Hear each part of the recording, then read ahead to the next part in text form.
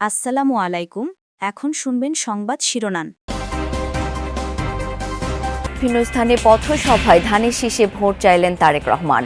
আজও রাজধানী জুড়ে ব্যস্ত কর্মসূচি বিএনপি চেয়ারম্যানের।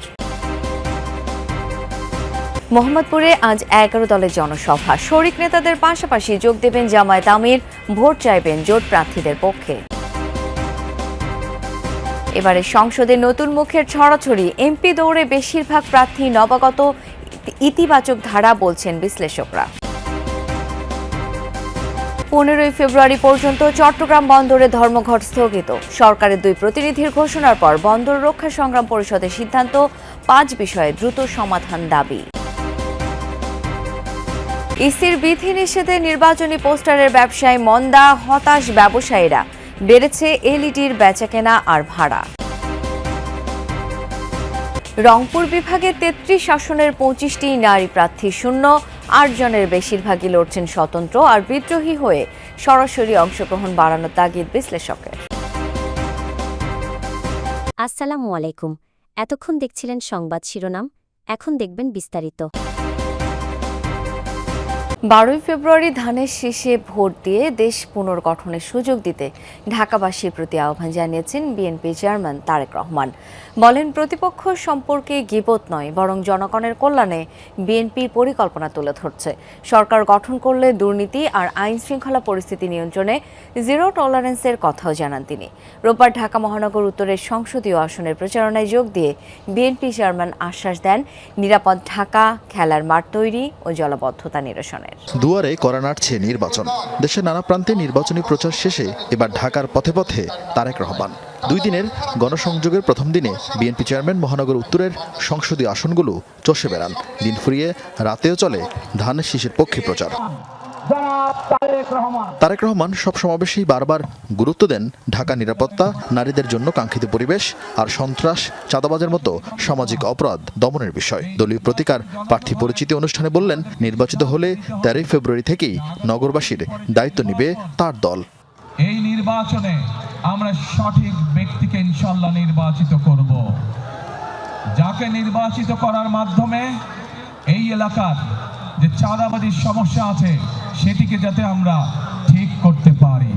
যেই অধিকার আগামী 12 তারিখে আমরা প্রয়োগ করতে যাচ্ছি, এই অধিকার প্রয়োগ করার মাধ্যমে আমাদেরকে গণতন্ত্রের ভিতকে শক্তিশালী করতে হবে। কারণ দেশে যদি গণতন্ত্র থাকে তার মানেই জনগণের প্রতিনিধি থাকবে।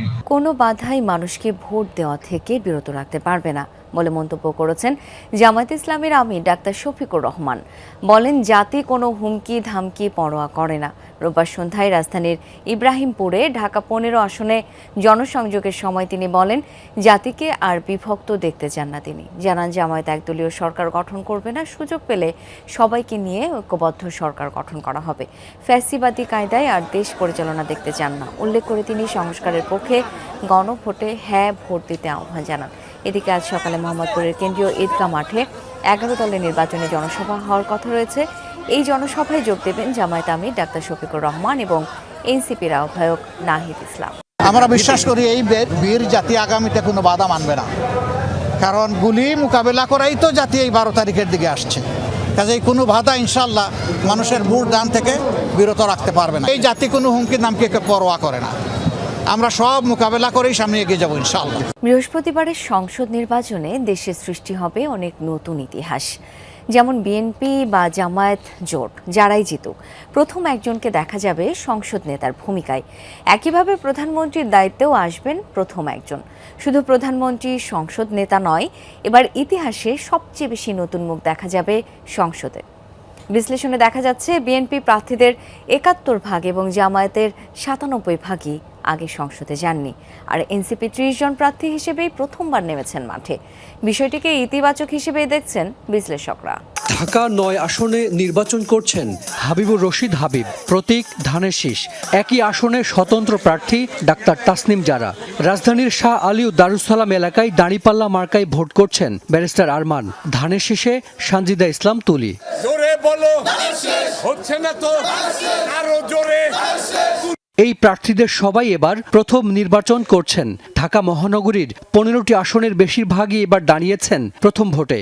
১৫৭ প্রার্থীর মধ্যে বারবার সংসদে যাওয়া মুখ মির্জা আব্বাস। নতুন মুখকে এখন নতুনদেরকে একটা সুযোগ তো দিয়ে দেখতে হবে যে নতুনভাবে আমাদের এলাকার কি কি উন্নয়ন হয়। চাইতেছি নতুন কিছু হোক, নতুন কিছু সৃষ্টি হোক, নতুনভাবে সব কিছু হোক। প্রার্থী দেখে ভোট দেব, দল দেখে ভোট দেব না। নতুনটা বলছে যেন ভোট জয়যুক্ত হয়ে আমরা যেন আপনাদের পাশে থাকতে পারি আর আপনাদের হয়ে কাজ করতে যেন পারি। বিএনপির চেয়ারম্যান তারেক রহমানও এবার প্রথম নির্বাচন করছেন। আর জামায়াতের আমির ডাক্তার শফিকুর রহমান এর আগে নির্বাচনে অংশ নিলেও সংসদে যাওয়া হয়নি। এনসিপির আহ্বায়ক নাহিদ ইসলাম দলই গঠন করেছেন অল্পদিন আগে। এবার পোস্টার ব্যবহার সম্পূর্ণ নিষেধ করেছে নির্বাচন কমিশন। এতে পরিবেশ রক্ষা পেলেও বড় ধাক্কা খেয়েছে ছাপাখানার ব্যবসা। তবে খাত সংশ্লিষ্টরা বলছেন, প্রচারণা যত পরিবেশ বান্ধব হবে তত বদলাবে প্রচারের ভাষা। তাই বিকল্প বিনিয়োগ বা বাজার না খুঁজলে ঢুকতে হতে পারে। নির্বাচনী প্রচার মানেই সড়ক অলিগলি পোস্টারের দখলে। যেখানে সেখানে সাঁটানো পোস্টারে বদলে যাওয়া সেই অলিগুলির চেহারা এখন বিগত দৃশ্য। এবারের পরিস্থিতি সম্পূর্ণ ভিন্ন।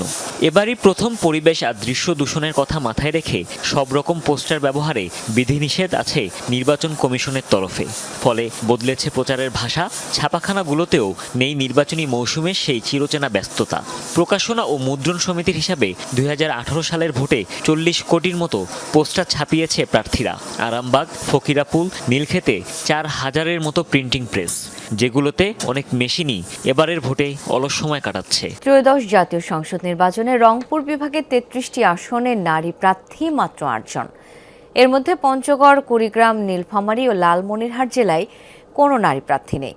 প্রার্থীদের মধ্যে বিএনপি ও জামায়াতের কেউ না থাকলেও বিএনপির বিদ্রোহী জাতীয় পার্টি ও মুসলিম লীগের ১ জন করে এবং বাসদ মার্ক্সবাদীর আছে ২ জন, বাকি ৩ জন স্বতন্ত্র। নির্বাচনে নারীর সরাসরি অংশগ্রহণ বাড়াতে পরিবেশ তৈরি সহ বিভিন্ন পরামর্শ দিয়েছেন বিশ্লেষকরা। বিএনপি থেকে মনোনয়ন না পেয়ে স্বতন্ত্র হয়ে লড়ছেন রংপুর ৩ আসনে দলটির কেন্দ্রীয় সদস্য সাবেক মন্ত্রী মশিউর রহমান জাদু মিয়ার কন্যা রিটা রহমান।